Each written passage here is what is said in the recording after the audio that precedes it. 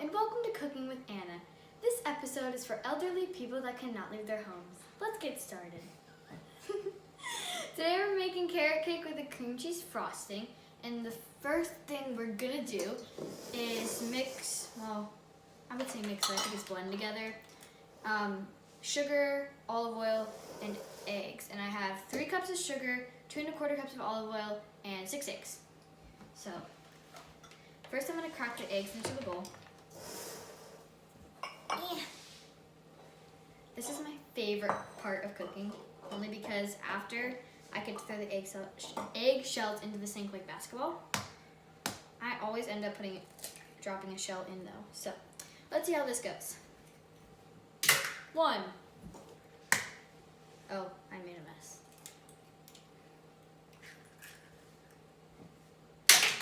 2.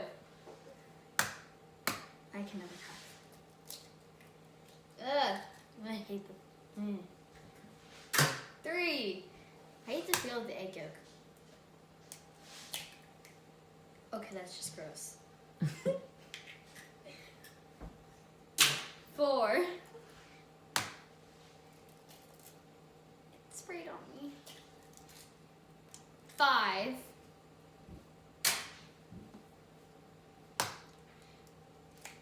And for the finals, 6. I'm just gonna wipe off my hands. It's like gooey and gross. And I am going to first plug this hand mixer into the outlet inside of the counter. And slide everything down and place it right there. And I'm first going to add my 2 1/4 cups of olive oil to the sugar in this gigantic bowl. I call it the giant bowl, the big bowl, the big boy. And then I'm going to add my 6 eggs. Oopsies. We'll worry about that later. And mix it on a low and then going up to a medium speed. Oh, right in my eye. Wow, that was impressive. I love watching ingredients go together, and I also love watching the eggs get beaten. So I'm just going to keep stirring this until, I want this egg break. Okay. I'm just going to keep stirring this until it gets smooth, and then I'm going to go on to my dry mixture. Okay, so now that all of our wet ingredients are mixed together, we're going to put this aside. And we are going to sift together our dry ingredients, which are 3 cups of flour, a teaspoon and a half of salt, 3 teaspoons of baking soda, and 3 teaspoons of cinnamon. And before we sift, we have to add all of them together in this bowl with all the flour. So, my salt, my baking soda, snow, and my cinnamon.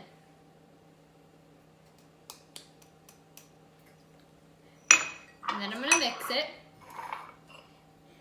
without spilling it because I have a reputation of stuff flying all over the place.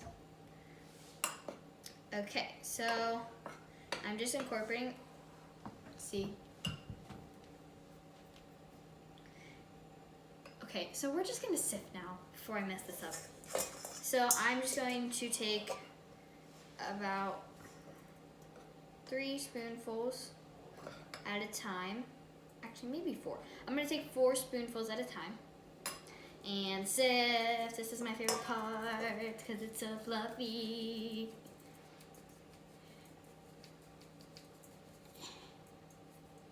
That was our salt. And then I'm going to add 4 more. Oh, there's an overwhelming smell of cinnamon in this kitchen right now. We have aprons for a reason. Okay, and now I'm going to sift again. And keep sifting and sifting and sifting and sifting and sifting and sifting and sifting until we're done. Now I'm going to add a little more than 4, only because I don't really have a reason to back that up. So I'm adding about 7. pretty sure that was 7. I'm not sure. And then we sift. Hands getting tired, switching to the left. Nope, I don't know where I'm a wreck. And then I'm going to, I have an idea, but I don't think it's gonna work. I wonder if I can just pour this whole thing in. I'm gonna do it. Let's see how this goes. Okay, now I'm just pouring the whole mixture in at this point because there's not a lot left. And now we're going to sift some more. I pound against my wrist. Don't judge me, people. So now that it is sifted, we're going to put this back here, which I should have done with my wet ingredients, but we need these. So now I'm going to fold my dry ingredients into my wet ingredients. In case you just joined us, we are making carrot cake, and in this bowl we have our 6 eggs, 3 cups of flour, and 2 1/4 cup vegetable oil. And in this bowl we have sifted 3 cups of flour, 3 teaspoons of cinnamon, 3 teaspoons of baking soda, and 1 1/2 teaspoons of salt. So now what we're going to do is add the dry mixture, slowly but surely. So I'm just gonna add a little bit of the dry mixture into the wet mixture and fold it all in, because I think you don't wanna lose all the air that you're going to create, so you're folding.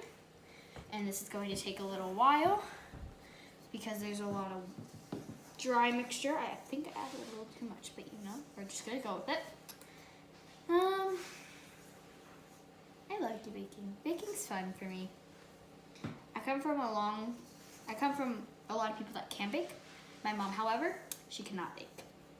My grandma can bake. My aunt can bake. My great grandma could bake. My great aunt could bake. My uncle can bake. My mom, no. My mom cannot bake. My other aunt can bake. But, you know, she's a really good cooker. She can't bake. Okay, so now that this was almost folded in. Wait, give me a second. Now that it's almost folded in, I'm gonna add the rest of my dry mixture. Actually, I'm just gonna add that much.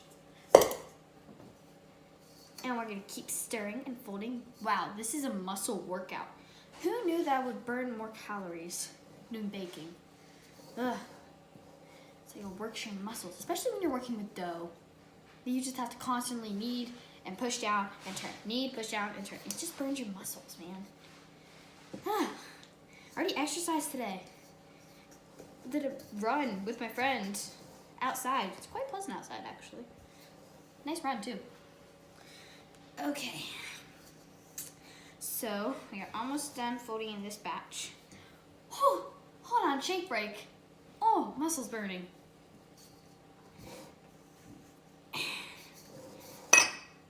Whoops, just gonna go over here now. My favorite part about when my grandma bakes is when she does her famous cookies that we devour. My brother hides them from me. I get mad. They're so good. Okay. Now we're gonna add the rest of our dry mixture, which is not a lot. It's literally that much. And once this is all folded in, obviously it can't be carrot cake without carrots, so we are going to add our carrots once this is all folded in, which is going to be soon. So keep watching. Okay, and we are almost done here.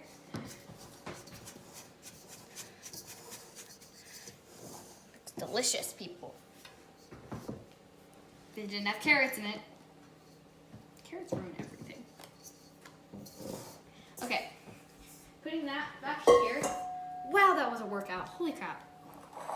We have 4 1/2 cups of finely ground carrots, and I put this through the Cuisinart once and shredded it, and then I chopped it up in the Cuisinart, and we got this result. So I'm going to add a couple. I'm going to add it all in. Oh. It's overwhelming aroma of carrots. Whoopsies. I told you, I'm a wreck. Oh. This is such a great texture. It's so good. And now I'm just gonna fold my carrots into my cake batter. Yeah. Shit, better spatula. And you wanna make sure that even though you're folding it in, you wanna watch the middle where all the carrot clumps up, and you wanna break that up occasionally, and then continue the folding process. It has dyed itself orange. It had that nice ginger brown color, and now it's orange. We all love orange, so bright and colorful. Not this orange, but orange is so pretty. Okay, I think we're all ready to put this in our pans. And yeah, let's get to it. Okay, so I have the cake batter here and all ready to go. And here I have 3 9-inch pans. Had to think what size they were. These are regular, and I did not have 3 regular 9-inch pans, so I used a springform pan. That's just why that one's different. And on the bottom is parchment paper, and before I put the parchment paper on, I sprayed it with oil, so we have a nice clean surface to work when we frost it. Now I'm going to separate it using a ladle. Scoop, scoop, scoop, start over. So first scoop. Now me personally, I do not like carrots. I don't like cooked carrots. I don't like carrots in general. But when I tried carrot cake, I really liked it because you can't really taste the carrots, it just melts into the cake. Okay. It's not really convenient, but you know, gotta work with what you got. Okay. Second scoop. Did I spill any? Yes, I did, but you know what? We're moving past that. Okay. Got a better idea. Bring it closer. I'm a genius. Moving on to the next one. Okay. I just got it all over. I'm literally dripping it everywhere. It's on my hands, it's on my apron, it's on the counter. This is not going very well for me, folks. You don't really have to keep trying to count of your scoops. You just have to make sure you're doing even scoops. Because if you're not doing even scoops, you're gonna have one that's like this, and one that's like this, and one that's like that. And you want your cakes to be nice and even and flat, so that when you frost them, you have a nice surface to work with. And the ways the pans are placed is not very convenient for me, but you know, whatever. And then I'm just going to take my spatula real quickly and wipe down the sides of the bowl so we don't miss any batter.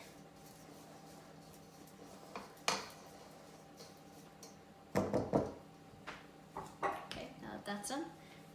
Did I put a scoop in this bowl? No, okay. I did. Sorry, I totally blanked. That one. I was never a mom-ass. I never did that. That's dripping home. Okay. And now, so we're getting to the end here, but I'm pretty sure I can fit a full scoop in these 3. Oh shoot. I need to wipe these down before we do our frosting. See, the pans are getting quite full. That's good because we want cakes that aren't very thin. I'm scraping the last bits out of the bowl. And then I think I can do another almost like half scoop into each bowl.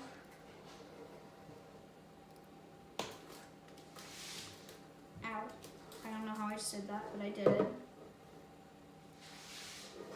And then our final scoop, we're just gonna go into this far right pan.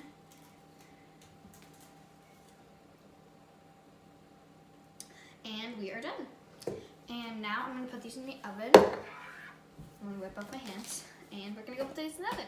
Okay, so now that I've got my cakes over here in the oven is at 300 degrees, I'm going to open it. take my pot holder, open up this tray, put this cake in, and I'm just gonna slide it all the way over, back there. It's okay, keep going. Put this cake in, slide it all the way back, and I think I need to use the bottom tray. Never mind, I do not.